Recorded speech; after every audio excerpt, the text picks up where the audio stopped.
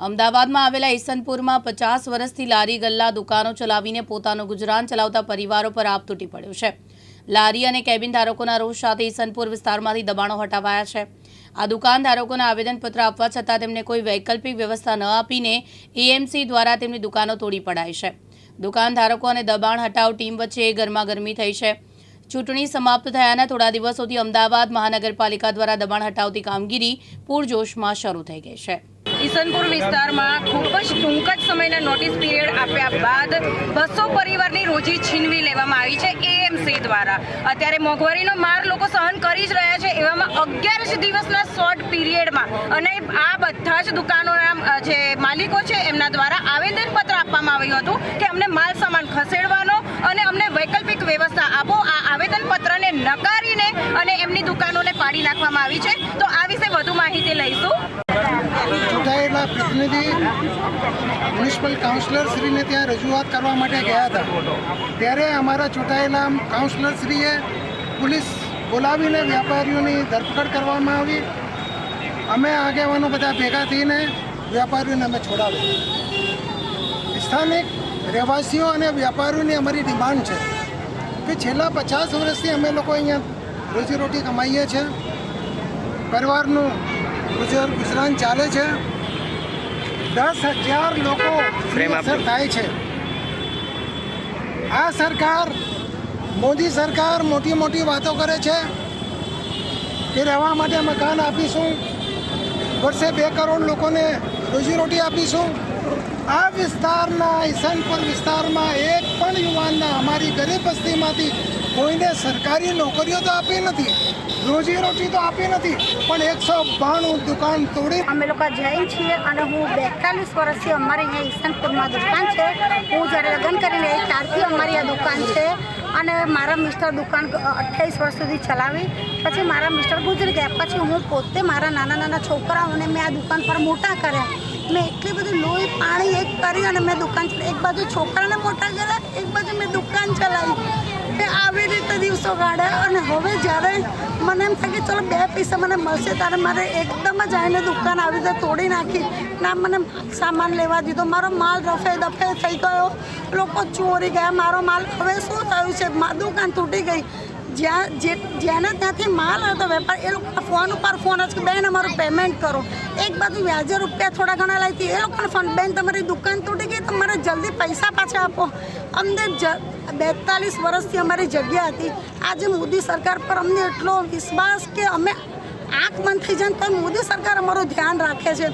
અમને એટલો બધો અભિમાન છે, પણ અમારી સાથે અન્યાય થઈ ગયો છે। મોદીજીને કહીએ કે અમારું સાંભળે। અમારે રોજ અમે જીવતા જીવ મરી ગયા છીએ, હવે અમે શું ખાઈશું એ વિચાર આવે છે।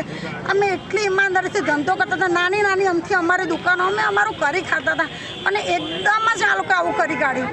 અમને ટાઈમ જ નથી આપ્યો। શું હવે અમારે હસબન્ડ ગુજરી ગયા છે, હવે અમે આટલું ચલાવતા હતા, હવે અમારે જવું તો જવું ક્યાં? હવે અમને તમે લોકો કાં તો દુકાન આપો, નાની આપો, પણ અમારી રોજી ના છે। બસ એટલી જ મારી રિક્વેસ્ટ છે। કોર્પોરેશન દ્વારા તમને આગામી કોઈ ચેતવણી કે નોટિસ આપવામાં આવી હતી? અમને ખાલી કીધું કે 5-7 દિવસમાં જલ્દી, ખાલી અમે 5-7 દિવસમાં તો હજી અમને વિચાર આવે, હજી તો અમે કંઈક સમજીએ ત્યાં તો આવી ગયા એ લોકો। અમને ભાડે દુકાન શોધતાય મહિનો થાય। આટલી 200 જણ લોકો દુકાન લેવા જાય તો જાય ક્યાં? ભાડેવાળા એટલા બધા ભાડા કરી નાખ્યા કે અમને ક્યાંય ભાડે દુકાન કેવી રીતે મળે એમ। અમારું અહીંયા જલારામ પૂર્વે ચપ્પલની દુકાન હતી। અમે અહીંયા 1985ના સાલથી રહીએ છીએ, એટલે 42 વર્ષ કરતાં વધારે રહીએ છીએ। અને માત્ર 11 દિવસ પહેલાં અમને હુકમ આપવામાં આવ્યો, જેને નોટિસ ના કહેવાય, હુકમ આપવામાં આવ્યો કે 7 દિવસમાં આ જગ્યા ખાલી કરી નાખજો, નકર 10 દિવસ પછી અમે આવીને બધું તોડી નાખીશું। અમને કોઈ વૈકલ્પિક વ્યવસ્થા બી નથી કરી આપી અને અમે 42 વર્ષ કરતાં વધારે રહીએ છીએ, તો અમારો અહીંયા હક બને। અને એની અવૈધમાં અમને કે એમણે બનાવી પણ નથી આપ્યું, તમે અહીંયા જજો। આજે ભાડવતનો બી 20 વર્ષનો કાયદો છે કે 20 વર્ષથી વધારે રહે તો એનો જગ્યાનો માલિક કહેવાય। અમે તો અહીંયા મ્યુનિસિપાલિટી, પહેલાં અમે ગ્રામ પંચાયતના હતા, ગ્રામ પંચાયત પછી 2011માં મ્યુનિસિપાલિટી આવી તો આ છેલ્લા 15 વર્ષથી લોકો ટેક્સ બી વસૂલ કરે છે, લાઇટ બિલ બી આપે છે, છતાં પણ એમણે અમારા માટે કશું જ નથી કર્યું। અને એની સામે અમે અગેન્સ્ટમાં અત્યારે હાઈકોર્ટમાં અપીલ કરી છે, તો હાઈકોર્ટવાળાએ પણ અમને સાંભળ્યા અને કોર્પોરેશનને એમ કીધું કે તમે 7 દિવસ તમે એનો ટેક્સ 11 વર્ષથી વસૂલ કરો છો અને એ લોકો 1985થી અહીંયા રહે છે, તો અત્યાર સુધી તમે શું કરતા હતા કે તમે 7 દિવસમાં એ લોકોનું મકાન તોડી પાડ્યું અને તમારે એવો શું પ્લાન છે? તો તમે 7 દિવસમાં બધું ધરાશાયી કર્યું અને તમે એને વૈકલ્પિક વ્યવસ્થા આપી છે? કશું જ નથી આપી. એટલે કેટલી દુકાનોનું demolition થયું છે? અહીંયા ટોટલ 192 દુકાનનું ડેમોલેશન થયું છે અને અમે શુક્રવારે 31 તારીખે હાઈકોર્ટમાં અપીલ કરી અને કમિશનરની કચેરી અને અહીંયા રામબાગ બી 2 જગ્યાએ અમે સ્ટે ઓર્ડર બી શું કહેવાય વકીલે કીધું એ પ્રમાણે પિટિશન દાખલ કરી અને એ પિટિશન દાખલ કર્યા પછી મ્યુનિસિપાલિટી કોર્પોરેશન તોડી ના શકે. અમે મ્યુનિસિપાલિટીના વ્યક્તિને કીધું કે આ અમે પિટિશન દાખલ કરી છે, તમે હમણાં રહેવા દો. તો ના, અમે તો તોડીશું જ, અમે તો તોડીશું જ. સ્ટે ઓર્ડર લાયા હતા? સ્ટે ઓર્ડરનો તરત નહોતો મળ્યો. અમે 31 તારીખે દાખલ કરી દીધું. હાઈકોર્ટે અમને આજની 3 જૂનની તારીખ આપી એટલે સ્ટે ઓર્ડર નથી મળી શકે. સમય મર્યાદા વધારવા માટે તમે આવેદનપત્ર ભેગા થઈને કોઈએ આપ્યું? અમે આપ્યું હતું, બધું અમે આપ્યું, છતાં પણ કોઈ પણ કોર્પોરેશન વાળા કે પોલિટિક્સના કોઈ પણ અધિકાર અમે સાંભળ્યું નહીં અને બધું 10 દિવસની અંદર તોડી નાખ્યું અમારું. અને આ ડિમોલેશનથી કેટલા લોકો નિરાધાર થયા? 192 તો દુકાનો હતી અને માન લો એક દુકાનમાં 5 વ્યક્તિ કામ કરતા હોય તો 2000 પરિવાર થયા, 1000 પરિવાર થયો.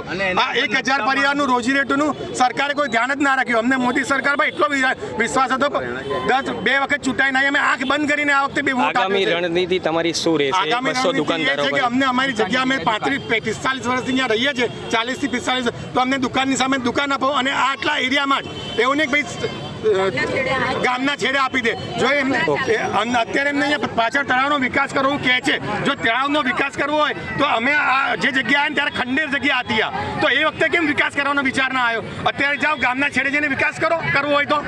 તમારા લોકોનો જે માલ સામાન અંદર હતો એનો કોઈ ઇન્સ્યોરન્સ? કાઢવા બી ના દીધું, અમને કાઢવા બી ના દીધું.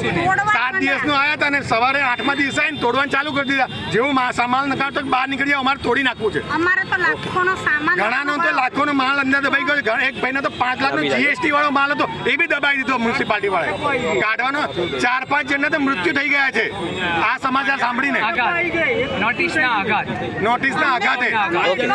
એટલે અમારી સરકારને નમ્ર વિનંતી, જે અમારું નુકસાન થયું છે એની સામે કાં તો અમને અહીંયા બનાવી આપે, અહીંયા નહીં, કાં તો અમને આની વૈકલ્પિક વ્યવસ્થા આપે આટલા ઈસનપુર એરિયામાં જ, ગામના છેડે નહીં.